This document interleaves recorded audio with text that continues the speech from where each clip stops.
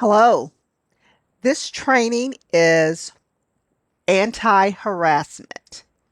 The focus is on preventing harassment in the workplace. We will define harassment.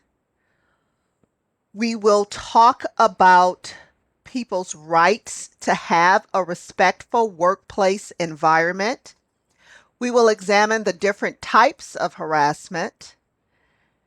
We will understand what to do when harassment happens, examine the role of management, and learning how to protect yourself as well. So, harassment is a form of employment discrimination, and it violates the Civil Rights Act of 1964, age discrimination, in the Employment Act, and the American with Disabilities Act. Harassment is unwelcome conduct based on race, color, religion, sex, national origin, age, disability, or even genetic information. Harassment becomes unlawful where there is an enduring offensive conduct, and it sometimes becomes a condition of continued employment. The conduct can be severe or pervasive enough to create a work environment that a reasonable person would consider intimidating, hostile, or even abusive.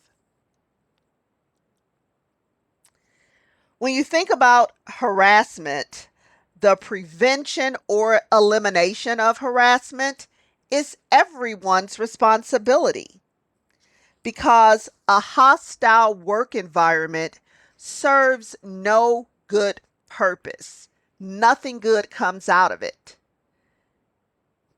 Be aware of the downfalls and the consequences that come with allowing harassment to take place within the work setting. So let's look at the different types of harassment. We hear most often about sexual harassment, but there is also quid pro quo harassment.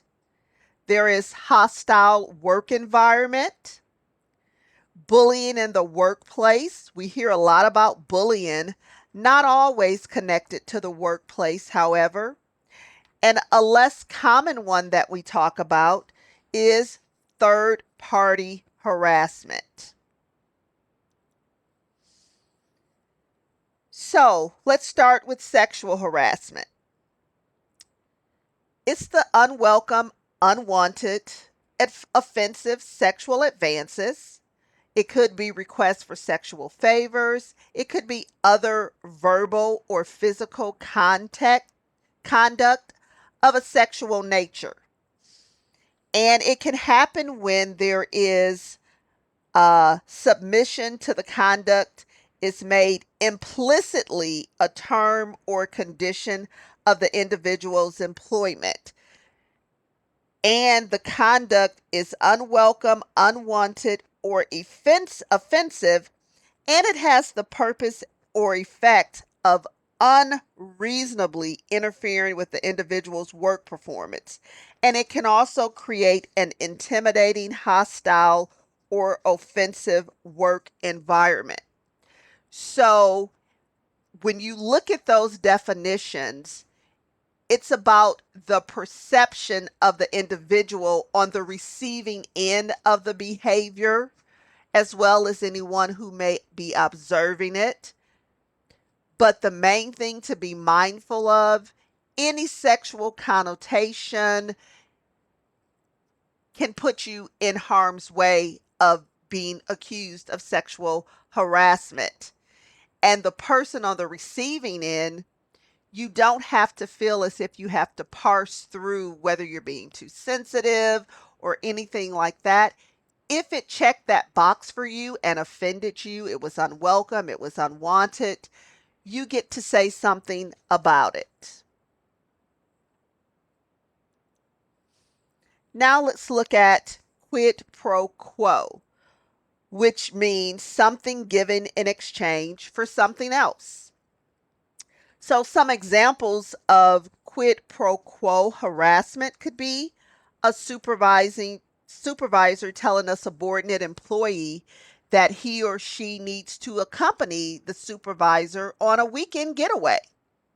The supervisor might be able to arrange for some paid time off for the employee, or maybe even look into a promotion for the employee if they go along with this weekend getaway.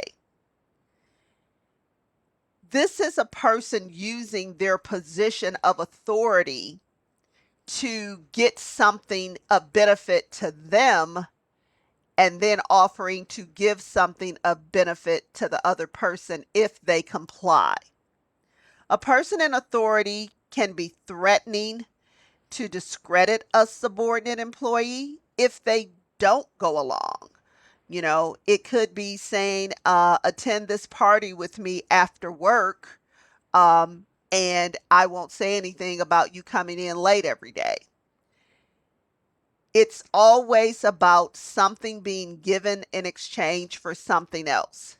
Now, the thing you have to be aware of is just because the other individual may acquiesce and placate or go along with this quid pro quo, that does not change it as being sexual harassment just because the other party went along with it and even benefited from it. The benefit could have been just a consequence of them doing something, feeling they had to do it out of obligation. So you don't have to parse through whether the person did it because they really wanted to, because they didn't want to. It could come back on the individual offering it regardless of those circumstances. So now let's look at hostile work environment. A hostile work environment is created by a boss or a coworker whose actions, communication, or behavior make doing the other individual's job impossible. This means that the behavior, it kind of altered the terms, conditions, and or reasonable expectations of a comfortable work environment for employees. Additionally, the behavior, actions, or communications must be discriminatory in nature. So this means that the person must be checking the box of one of those laws that we talked about at the beginning, whether it's something based on age, whether it's something based on gender. Um, these are things that the person is doing in order to take away your feeling of comfortableness and making you feel less than in the work setting. So let's look at hostile work environment a little bit more. Some examples: touching you in a sexual way or unwanted touching, period, because we know unwanted physical touch is technically assault.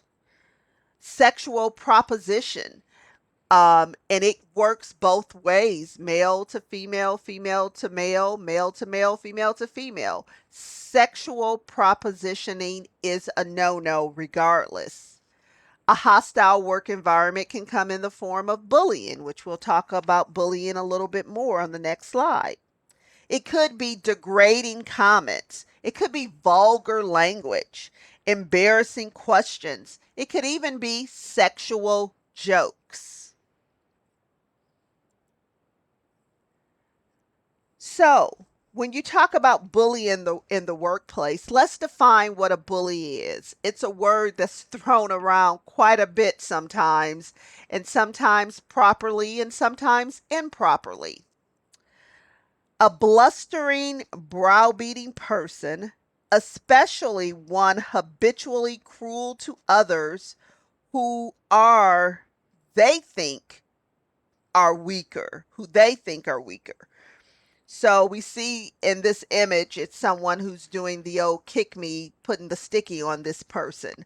That's emasculating, it's demeaning, it's totally inappropriate in a work setting, because when you do those things, you have no idea what else is going on in that individual's life. You have no idea what kind of background or history this person may have with incidents of being bullied. So it's not something to joke around with in any situation, but definitely not in the workplace. Some of the things that can happen when you bully is it can become a discrimination claim, a harassment claim. It could turn into workplace violence. Someone who's been the victim could decide they're going to get their revenge. Or it could be somebody going too far and becoming violent. It can be a drain on workplace morale, because who feels comfortable in a space where you could be the target next? You can have higher turnover because people just choose to not continue to put up with that and they leave instead of addressing it, because sometimes they feel others in charge are aware and do nothing. So they choose to leave instead of address it. You can have low productivity because people can't focus and concentrate because they're thinking about where is the next mean girl or bullying incident gonna come from. And all of those things do what? They can impact the bottom line. So we have to be very careful and mindful of not ignoring bullying in the workplace. But let's look a little deeper at that. So 35% of workers say they have felt bullied at work. 16% say they have suffered health problems as a result of being bullied. Another statistic is that 17% of workers say they quit their jobs to escape the bullying. And here's a big number: 61% of those who are targeted reported that the bullying came from people in more senior positions. So if you are being bullied by someone in a senior position, you are probably more likely to quit the job or suffer and say nothing, which is something you should not have to do.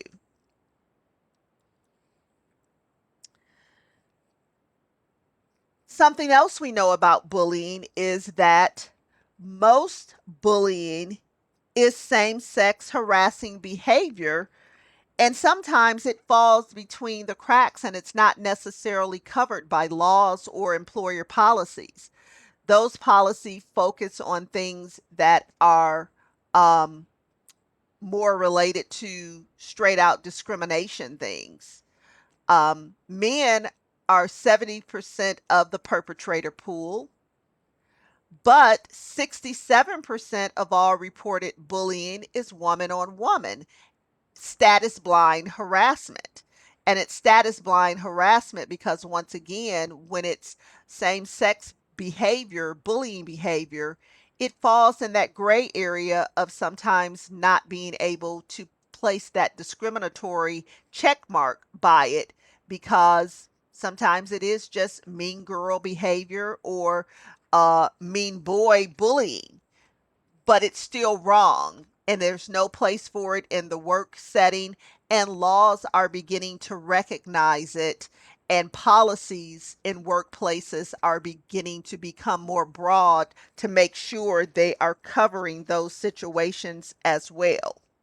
Something else about bullying is a psychological violence, often misclassified sometimes as just personality clashes, like, oh, they just don't get along.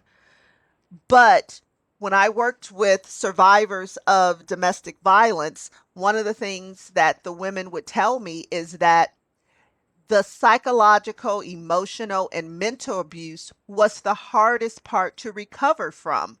The physical wounds, they said, would prayerfully heal, but the emotional damage that was done by the psychological abuse lingered for years. And that's the same thing with bullying. It can play mind games with the individuals. Minorities are known to bear the brunt of most bullying, according to statistics. So the thing with that is those numbers aren't fully captured because most times people stay silent and don't report it. Because even though that is a straight discrimination case, possibly, you've got to have witnesses, you have to have evidence, you have to be able to back the claim up. And most people are willing to just either find another job or suck it up and deal with it instead of saying something. But I guarantee you there are other people in the workplace that may have noticed or even experienced it themselves, and they remain silent as well. Something else about bullying in the workplace. So we know about the number percentage for 70% for male perpetrators. We know that female to female targets is one of those numbers that's up there as well. Um, but female perpetrators generally is not as high as the male perpetrators. And we can see that female perpetrator and male target, 33% is not a small number. That's a pretty big number. Um, Male to male targets, 35% is something to pay attention to as well. But the thing to note is the female perpetrator to female target is 2% higher than the male perpetrator to female target. So as females, we can be our own worst enemy, unfortunately. And these stats are from 2017, so they're not that old. So whether the numbers have gotten better or worse, not sure, but I know the issue of bullying has not gone away. So now let's talk about third-party harassment. Behavior not found offensive by some employees can facilitate an offensive environment for others. So, an example, a group of employees talking about each other's sex lives in the presence of another person who feels uncomfortable about the discussion. That's third party harassment. You know, you may feel it's joking, it's getting to know each other, but the first box you have to check is this appropriate for the workplace? And, you know, when you're talking about sex, even those who are going along with it could feel a little awkward, but they participate because they don't want to feel left out. So the box to really check is it's probably not the best conversation to have in the lunchroom, definitely not in the shared workspaces.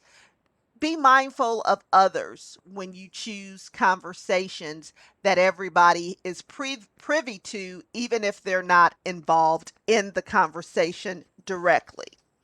I have done several formal management referrals based on third party harassment, and the person who is the formal management referral is awestruck that a conversation they had with another person who was fine with the conversation, but yet overheard in a general area by someone else who was offended, that they have to be called on the carpet for that.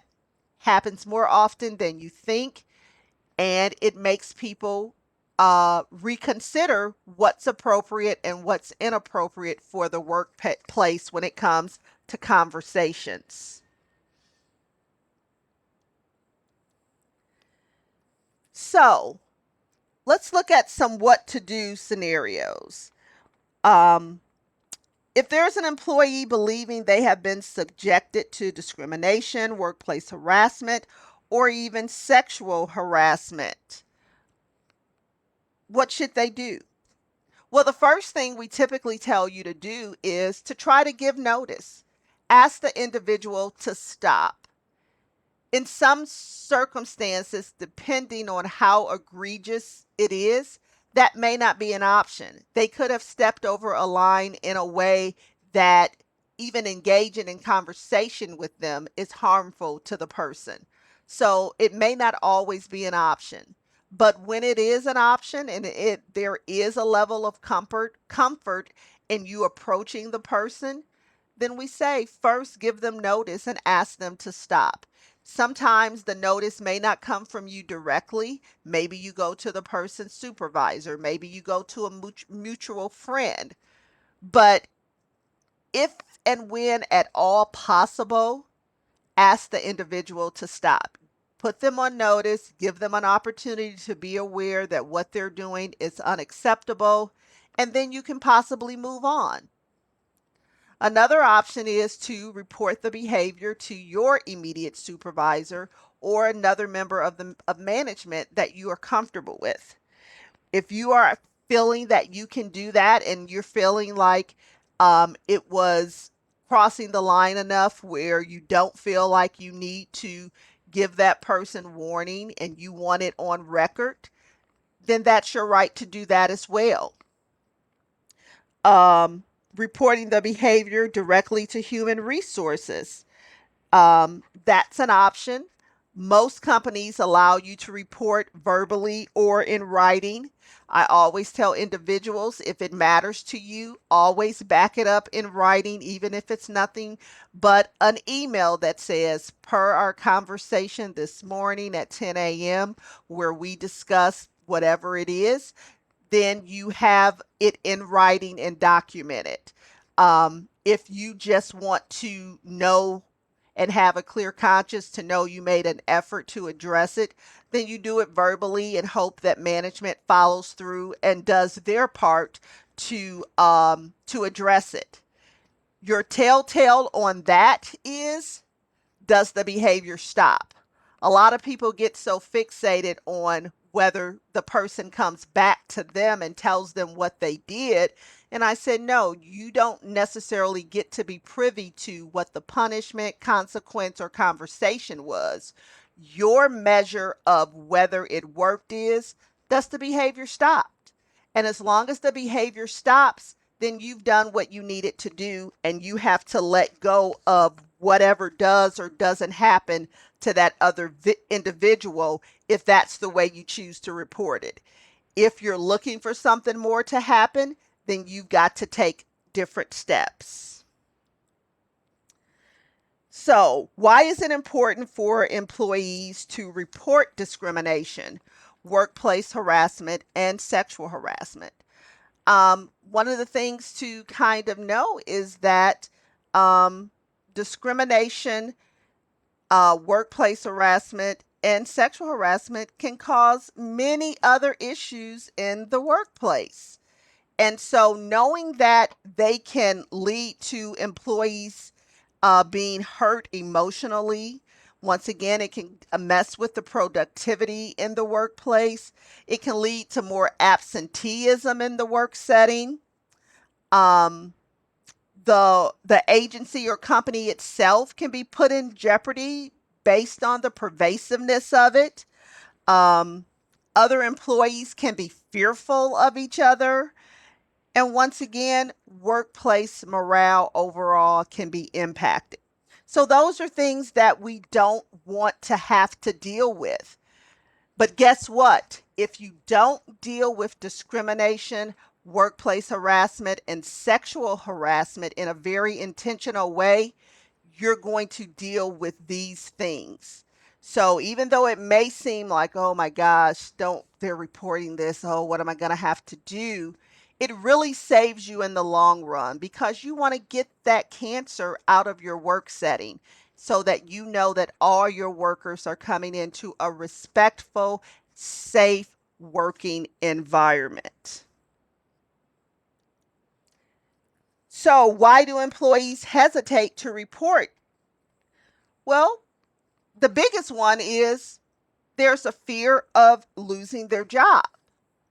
And the next one out of that is even if they don't lose their job, there's a fear of retaliation. And then not everybody is looking to get the individual in trouble. They just want the behavior to stop. And individuals are afraid of being looked at as a person that's causing problems or disrupting the workplace. They feel that the victim may be villainized. And there's a fear of being embarrassed. Does somebody think I'm weak, that I couldn't handle this on my own? And then lastly, the fear of not being believed, depending on who that perpetrator is. So those are just a few of the reasons. I'm sure there are plenty others, but that's a barrier that the employer has to work to overcome because no one should hesitate to report discrimination, workplace harassment, or sexual harassment.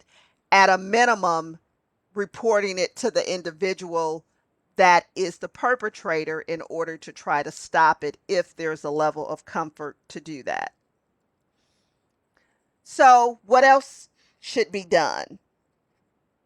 When you're addressing it, you have to be assertive. And we know there's a difference between being assertive and being aggressive. Being assertive is just being matter of fact, straight to the point, and not sidestepping whatever the issue is.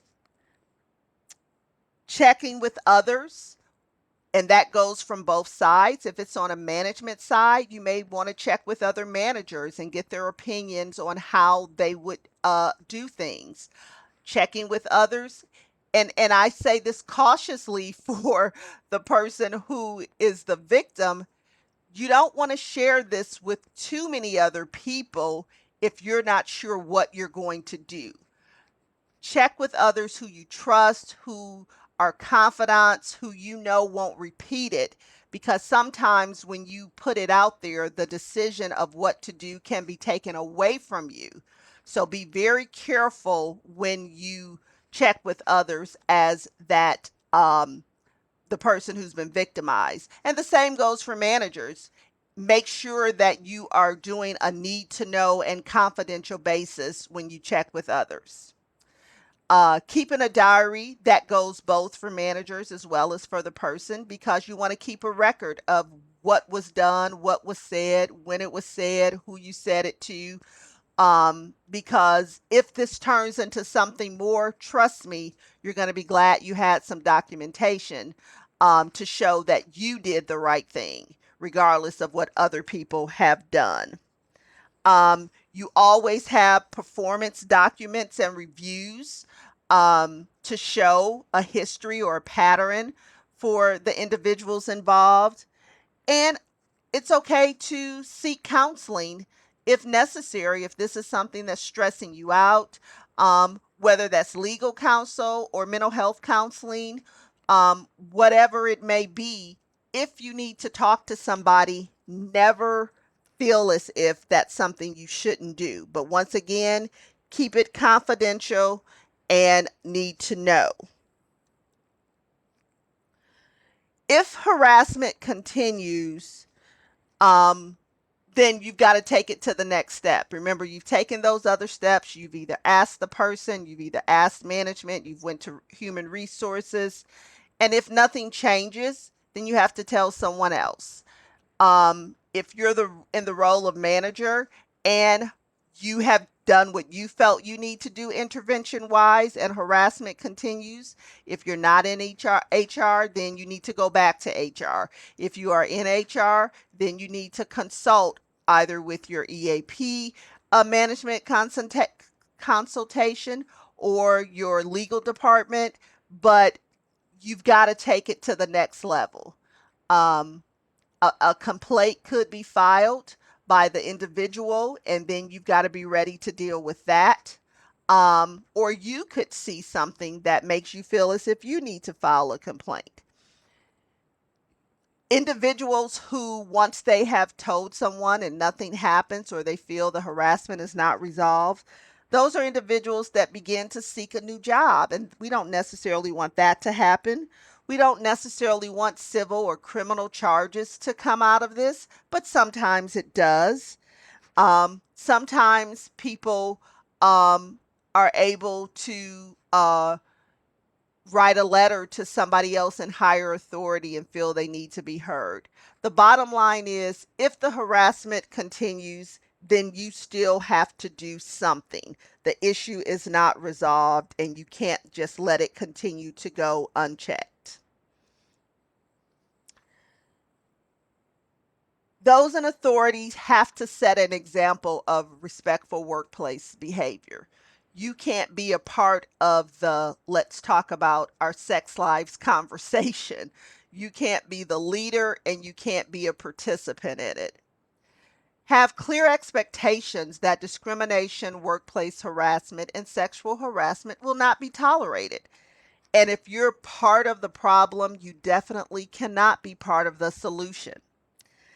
You got to have a clear mechanism for reporting, including the ability to report to another manager.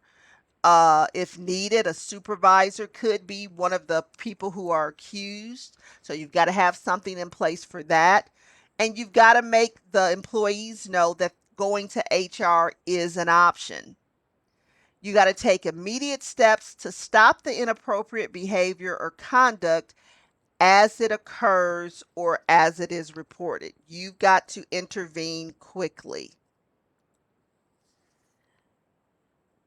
You've got to make sure retaliation doesn't happen. You're in a position to try to ensure that the person feels still safe, not just from the retaliation of management, but other employees. And that's why keeping things on a need to know basis is very important. And investigations have to be handled in a discreet and confidential manner. Be sensitive to the feelings of all involved. It's not easy for a complainant or the accused or anybody participating in the investigation. It's not a fun process, but it's a process that has to take place.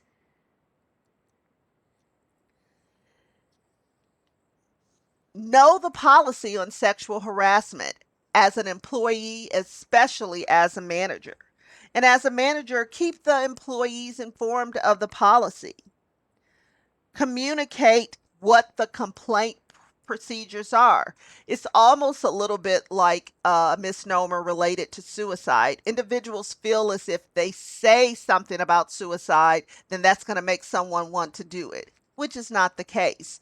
And the same goes with procedures and talking about sexual harassment uh, complaints. If you say how to do it or inform them, then that's going to make them want to do it. Trust me, they're only going to check that box if it's something they're going through and dealing with, and they should know the policy.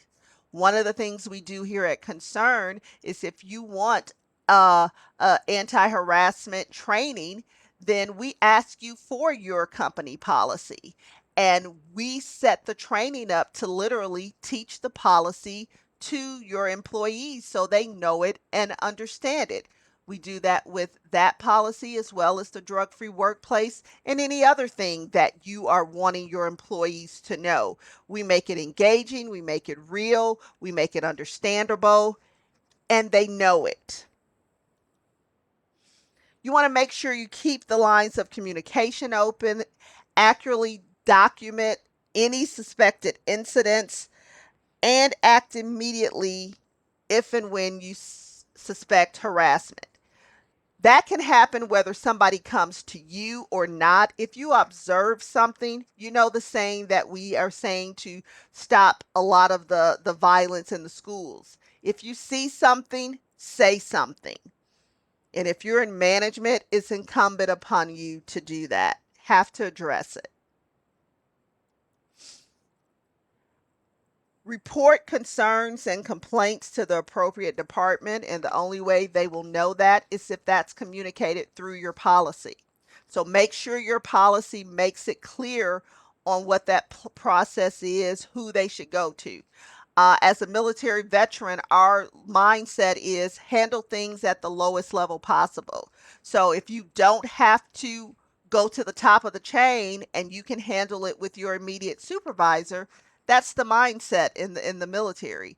And a lot of companies would like that too. But you've got to make it plain and you've got to make it clear of what that process is, and people are more likely to follow it. Keeping everything confidential, concerns about that is a big reason why some people don't speak up. And even when they know something, as the person who was a bystander, they're less likely to speak up because they don't want their name involved. But if they know there's real confidentiality there, they're more likely to speak up and say something. You have to listen seriously to all harassment complaints. You have to encourage employees to say no to harassing behavior across the board. So, ways to protect yourself. The first thing is keep your hands to yourself. As I said early on in this presentation, unwanted physical touch is assault. So, keep your hands to yourself and you don't have to worry about that. COVID has helped in that regard a whole lot. Don't talk about sex on the job. Period. If you're not talking about it, then you have the zero likelihood of offending someone related to sex. It can't happen. But another thing that helps is to not mix your social life with job related discussions. I'm not saying that you can't share things about yourself, but what happens most times is people think they can unshare, which you can't. Once you put it out there, it's out there. You don't get to take it back. So be careful about the things you do share. And depending upon your role in the company, certain things you may have to keep to yourself and have another network of people that you share with outside of the employees and coworkers.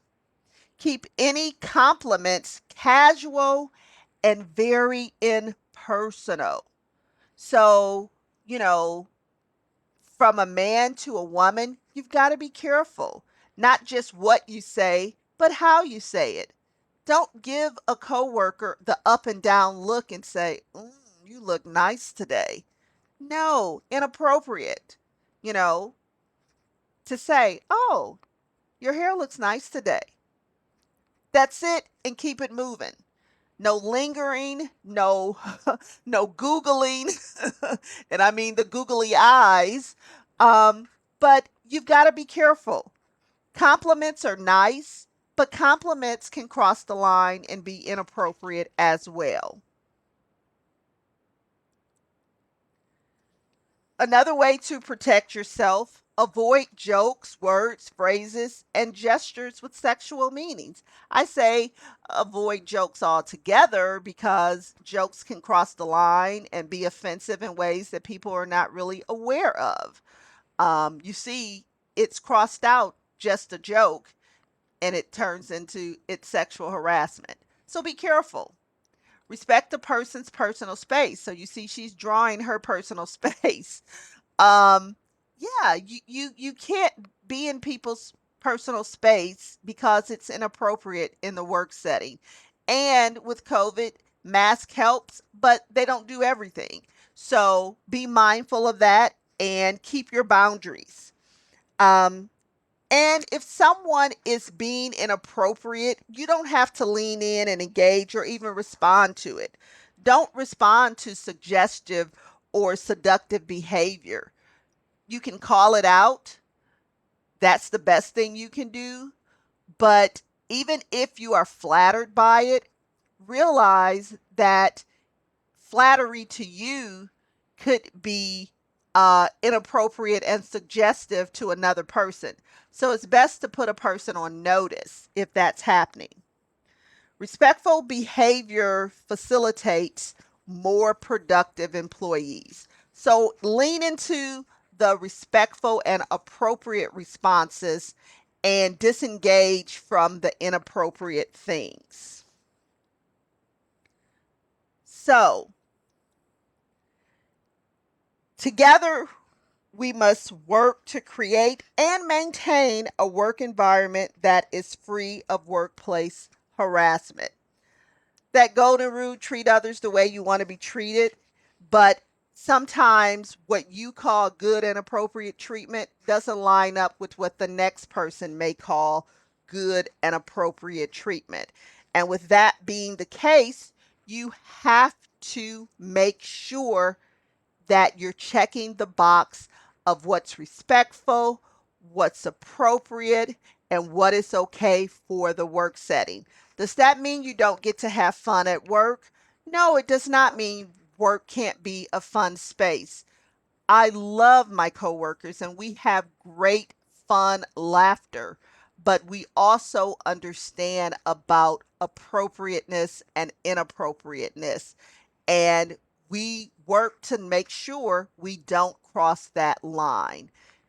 The fun police has not arrived just because we say you have to be in a respectful workplace. The thing is, think about whether you would want this person or this conversation or this to happen to someone you love and care about. And if you say that this is not appropriate for maybe, I don't know, my grandmother, my mother, my father, my pastor, if it's this is not conversation that's appropriate for them to hear, then chances are it's probably not appropriate for the work setting. So, as we wrap up this anti-harassment training, let me remind you of your EAP benefit. If you have a doubt about something that you're experiencing, something you heard about with another coworker experiencing, or your role as a manager, something you have to respond to, know that your EAP is a place where you can come and discuss it because it's confidential. All right. It's a free benefit. Right now, we have telehealth video sessions and telephone sessions, but this benefit is available for you as well as anyone in your household. Know that you can take advantage of it. Email us at concern@bmhcc.org if you have any questions. And something else I want to share with you is our website, myconcerneap.com. It's still under the construction, but it is live. We're adding some new things to it, but you can access these recordings, our YouTube channel. You can access other resources, look at other training topics. Our Just Ask Us form is there. Go check it out and know that if it's something that you would like to be able to do through that website that's not available, email us at theconcern@bmhcc.org and let us know. While we're under constructions, we can ask for more bells and whistles. So know that that's available too. If you haven't put your company's name in the chat box, please do so at this time so I can know who has been on this call and benefited from this anti-harassment training. All right. Thank you guys so much for tuning in. I hope you learned something that will be helpful and beneficial to you, those you work with, and anybody else that you care about. This is a training that should be required for all employees. Most companies do an anti-harassment training, but know that we are available to do something more specialized if this topic was too general. I think the next one that we do in the second quarter will be the one specifically for managers because managers typically have to have 2 hours of anti-harassment training each year. So if you're a manager, tune into the one that we do next quarter and you can check the box for having 2 of those trainings.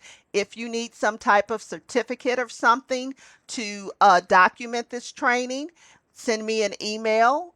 You can do it through the concern website or directly to me if you have my email, tracy.johnson@bmhcc.org, and I will gladly create a certificate to certify that you participated in this concern talk so that I will know that it was you. I want you to tell me, um, let's see, what's one of the things you can tell me? Tell me about one of the types of sexual harassment, whether it be quid pro quo, bullying, hostile work environment, sexual harassment. Tell me about one of the types of sexual harassment, and then I'll know you listened in and I will give you credit. Okay? Thank you guys once again, and I hope that you have a great rest of the week. Bye bye.